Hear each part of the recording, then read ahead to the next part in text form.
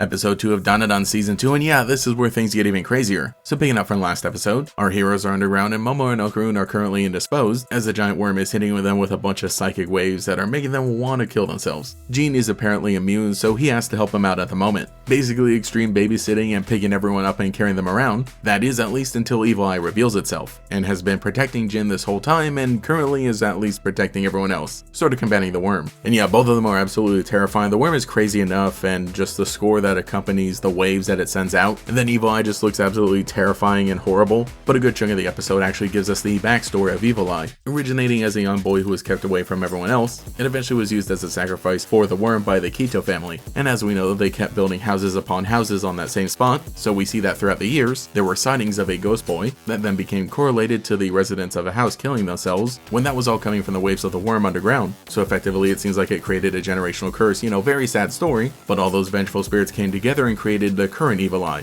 This is all revealed to Jin, and so he feels sorry for them, sympathetic toward them, and heads down to the very bottom to try to find the body. He's just being himself and is trying to help out in any way he can, and just trying to connect to somebody that he sees is hurting, but it turns out it was all a trick. I don't doubt that the backstory was true, but over time the intentions have definitely changed, as the spirits all come together and possess him, and so now they have a vessel, and this is the Evil Eye who is acting as a villain. So possessed Jin attempts to fight Momo. Meanwhile, Okarun was trying to fight off the worm, though it was having some trouble, but he makes it down to the bottom just in time to fight against Evil Eye, so that is basically what the next episode is going to be, their big fight. But I really do just love the look of everything. The animation is great as always, and I love the color palette of purple that is used for all these moments. And yeah, the design of Evil Eye is really great as well. But yeah, like I said, the color palette is great because once Okarun comes down, you get this intense clash of red and purple. The backstory was great, I love how it was presented, and yeah, it did actually make me feel sorry for them. But obviously now that they have Jin possessed and causing all the trouble, I don't know how to feel exactly. Like I said, I think that was all true, but now the mission is about just more than getting revenge on the Kitos. It's about destroying all humans, which we can't have happen.